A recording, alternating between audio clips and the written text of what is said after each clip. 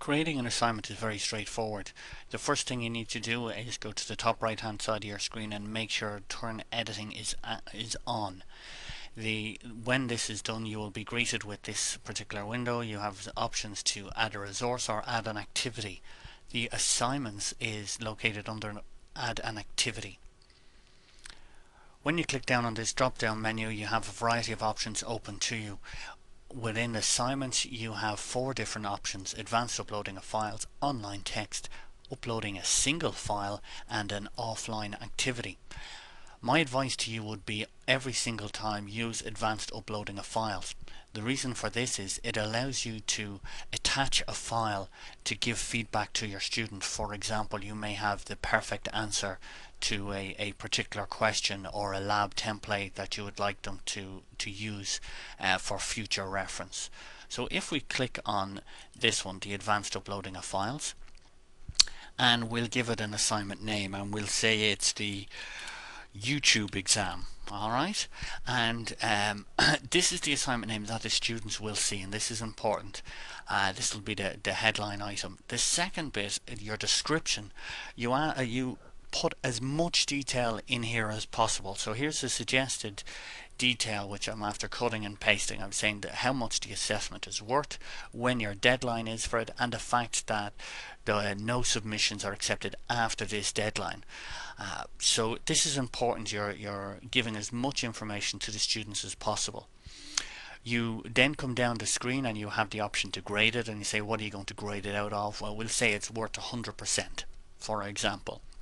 We have the option then to set the assignment is available from one date to the next, in this case the 6th of October to the 13th of October, and you have the options to prevent late submissions.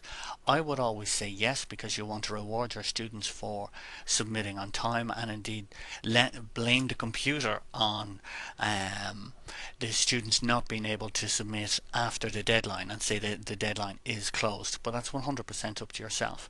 You can also make it permanently available by disabling the dates by ticking on the boxes, and that means it will be permanently available to all the students. Now, what you will have as well, scrolling down, you have advanced uploading of files.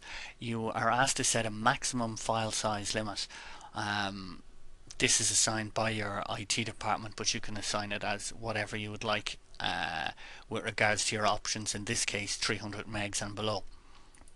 Allow deleting of files, I would click that as default as yes, for the simple reason if a student submits an assignment before the deadline and then decides I'm going to redraft that and submit the more up-to-date version, they can do that without bothering you. So click that as being allow deleting as yes.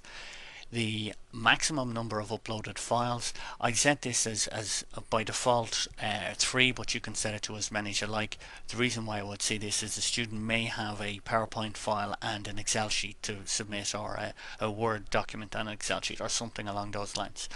The next 3 I would set as no.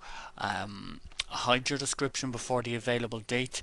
I would say let the students see in advance, as soon as possible, the work that's involved in this particular assignment. That's the description we mentioned at the very start.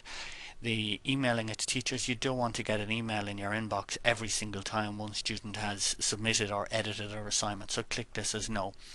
But I would click yes as enable send for marking, and what that means is once you mark and grade the assignment, an email is actually sent to your student to say your grade is updated and put on.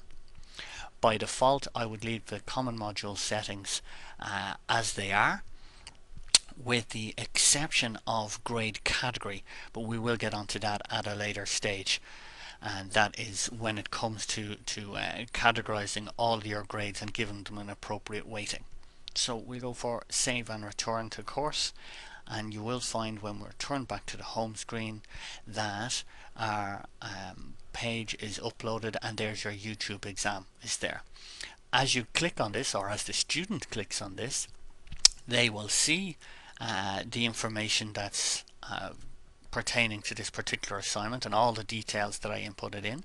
They will see that it's available from this date to this date, and what they will what a lecturer sees is the fact that there's a blue hyperlink up here that's no attempts have been made. As soon as a student makes an attempt on here, it will say 1 attempt or 2 attempts or however many students have made an attempt, and if you click on this particular thing, it will actually allow you then grade the students. In this case, Hani is the only student in this class. I can give him a particular grade for it, and say for example I'll give Hani 95%, and I will say well done Hani. If I want to give him a more comprehensive feedback, I can click on grade, which is over here on the right hand side. When I do that, it will bring up a brand new window, and inside this window is a text box where I can enter more information, or I can browse and attach a file that I mentioned earlier on, i.e. the ideal solution for this particular one. Remember to click upload this file once you've found it on your computer, and obviously save changes before you finish off. And once you've done that, Hani will get his grade, and it will be emailed to him automatically because this box is ticked send notification of emails. And that is the grading and the of assignments and setting up an assignment module.